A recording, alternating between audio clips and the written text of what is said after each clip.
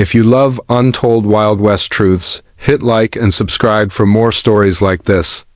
Ethan Vale came as a hunter sent to destroy the Apache, but what he saw changed his soul forever. By the way, where are you watching from? Let's get started. Ethan Vale had always believed he understood the desert, but the Sierra Mesas in late summer carried a silence thick enough to hide an entire world from a man on horseback. Riding under the army's orders, he felt the familiar weight of duty on his shoulders, the kind that dulled his conscience and sharpened his senses. His mission was simple on paper: find the small Apache clan rumored to be hiding in the canyons, mark their location, and ride back without questions. But as he moved deeper between the red cliffs, he couldn't ignore the uneasy pull in his gut, as though the land itself was warning him he had crossed a line he wasn't meant to cross. When dusk settled and shadows stretched into long fingers across the rock, Ethan slowed his horse, scanning the ground for any sign of movement. The desert felt too calm. Even the wind seemed to hold its breath. He barely had time to notice the loop of woven sinew hidden beneath the dust before the trap snapped tight around his leg. The world flipped. His horse screamed, bolting as Ethan was yanked violently from the saddle, slamming against the ground with a force that knocked the breath from him. Pain shot up his ankle and stars exploded in his vision. He tried to reach for his rifle, but before he could drag in a full breath, figures emerged from the darkness, silent, swift, and unmistakably Apache. The first warrior pressed a blade to his throat, the steel cold enough to burn. Another kicked his rifle aside while a third knelt beside him, eyes sharp but strangely calm. Ethan expected the stories he'd been fed his whole life: bloodthirst, cruelty, vengeance. Instead, the warriors looked at him with a wary intelligence, as if trying to decide whether he was a threat or just a fool who had stepped where he shouldn't have. When he regained full consciousness, he found himself being carried through a narrow canyon lit only by moonlight. His wrists were bound behind him with leather ties, but not so tight that they cut into his skin. It confused him. The army had always spoken of the Apache as merciless ghosts of the desert, but nothing about this felt like the brutality he'd been taught to expect.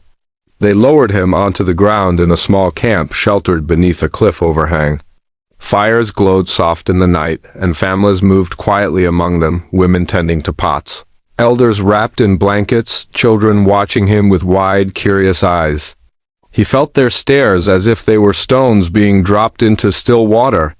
A young boy approached him first, small hands hovering near his boots before he darted back to safety. The moment felt almost human, almost normal. And that unsettled Ethan more than any knife. The clan's leader stepped forward. A broad-shouldered man with silver streaking his hair and eyes that seemed carved from the same cliff surrounding them. He spoke firmly, not angrily, demanding Ethan explain why he had been tracking their land. Ethan hesitated, knowing the truth would seal his fate, but lying seemed useless under the chief's steady gaze. He simply said he was a tracker, nothing more. The chief studied him long enough to make Ethan's skin prickle, then nodded once as if he'd expected no real answer. Instead of striking him or ordering punishment, the warriors brought him water, a gesture so unexpected it left Ethan speechless. They kept their distance but treated him with a kind of restrained dignity. It was nothing like the vicious captors he'd imagined. As the night deepened, Ethan watched the camp move around him. A woman with soft, determined eyes knelt beside him to check the swelling on his ankle. She said nothing, only pressed a cool salve against the bruised skin. Her touch was gentle, efficient, and entirely undeserved. Ethan stared at her, baffled. The army had called these people savage. But there was nothing savage in the way she helped him without hesitation. He wondered what she would think if she knew the truth, that he had come here as a hunter sent to betray them. The weight of that unspoken fact pressed heavier on his chest with every passing moment. Children continued to approach him throughout the evening, inching closer each time, curiosity eventually overpowering fear. One offered him a small carved wooden animal, placing it near his knee before scampering away. Ethan didn't know whether to laugh or hang his head in shame. How could he mark a camp full of families, faces, names, lives for destruction? He had always believed his job was necessary, justified even, because he trusted the army's version of the truth. But seeing the clan like this living quietly, protecting their elders, teaching their children around the fire made the world he'd built in his mind shatter piece by piece. Later, when the camp quieted and only the faint crackle of flames filled the canyon, Ethan stared up at the jagged cliffs overhead. He thought about the soldiers waiting for his signal, the ones who would come without hesitation, burning everything he was seeing now to ash. He felt a flicker of something he hadn't felt in years. Doubt. Real, suffocating doubt. For the first time he wondered if he had ever truly understood the people he'd been ordered to hunt, or if he had simply obeyed men who found it easier to fear a culture than to understand it. Bound, bruised, and captured, Ethan Vale realized the truth he had never been meant to see. The Apache were not monsters. They were a people trying to survive in a world that kept shrinking around them.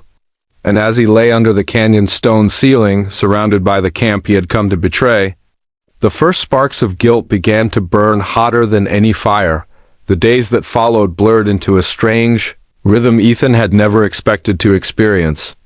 Instead of cruelty or punishment, he found himself living among the Apache as an outsider who was watched but not hated. Each morning, the camp woke with the sun, families moving quietly around him with a patience he had never seen in the army camps. Women gathered herbs, men checked the canyon entrances, children played under the cliffs while elders murmured prayers to the rising light. Ethan observed it all with a growing heaviness inside him. The army had painted this clan as a threat, a nest of killers hiding in the rocks. But here, life unfolded with purpose, love, and an unspoken bond that held them together far more tightly than any chain of command he had ever known. Every time he saw a mother braid her daughter's hair or an elder cradle a child, he felt another piece of his old beliefs crumble. The young Apache healer Anita watched over him with a calm strength that made him uncomfortable in ways he couldn't name.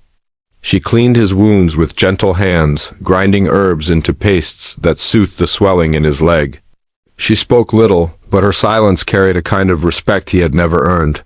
One afternoon, as she wrapped a fresh bandage around his ankle, Ethan finally found the courage to ask why she bothered. She looked at him for a long moment, her eyes dark and steady, then replied simply, "Pain is pain. It does not matter whose body holds it." Her words struck him harder than any blow. The army had always taught him that the Apache saw outsiders as enemies. But Anita spoke like someone who saw suffering itself, not the uniform of the person who carried it. Ethan began to understand why he had never belonged in the world he'd been raised in. The chief visited him often, though not to intimidate him. He questioned Ethan about his life, his work, his family, if he had any. Ethan answered cautiously at first, but the chief's calm presence wore him down. The man carried a quiet authority, the kind that did not need to shout to be heard. He spoke little of his own people, but made it clear he valued truth. Not the army's version, not the white man's stories, just truth.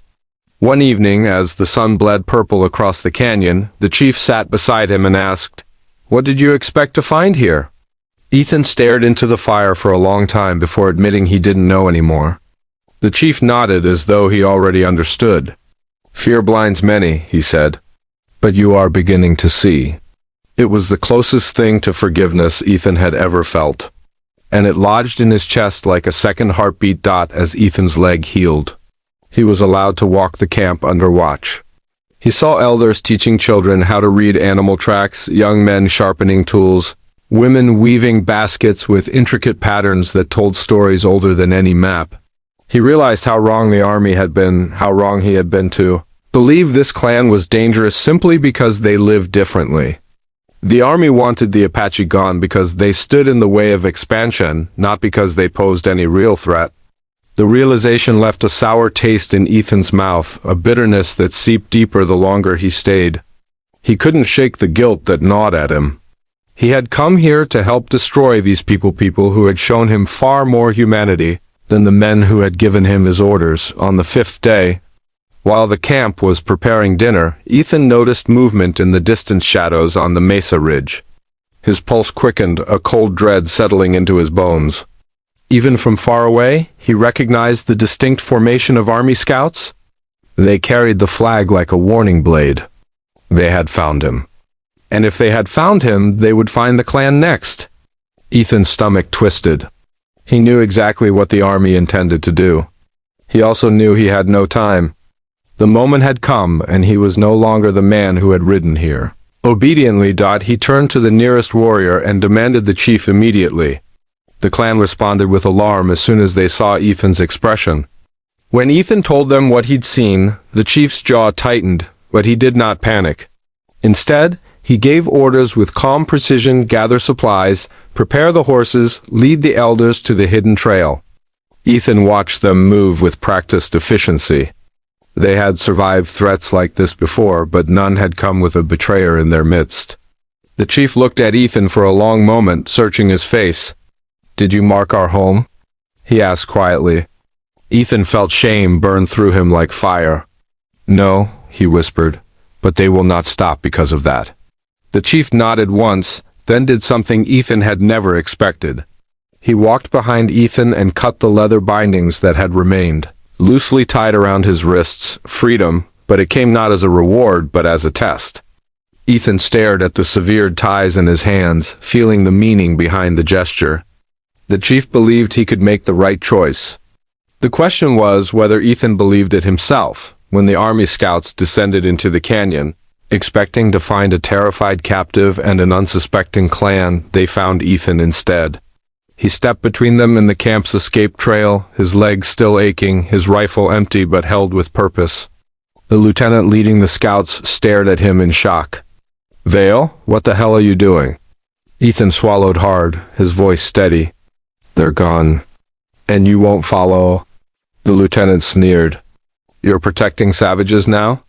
Ethan tightened his grip on the rifle, heart pounding. "I'm protecting people," he said. That single sentence changed everything. The confrontation was tense, but Ethan held the line long enough for the clan to disappear through the hidden passage. The scouts, outnumbered and unsure, withdrew to regroup. But Ethan knew what he had done. He had severed his ties to the army as surely as the chief had severed the leather around his wrists. There was no going back. As he watched the soldiers ride away, the canyon slowly quieting once more, Ethan felt a strange peace settle over him. He had lost his old life, his reputation, his place among the men who once called him a tracker. But in return he had found clarity, honor, and something the army had never given him: a clean conscience. Ethan Vale walked away from the canyon that evening a changed man. Not a hunter, not a soldier, but someone finally strong enough to see people for who they truly were and to stand for them even when no one else would.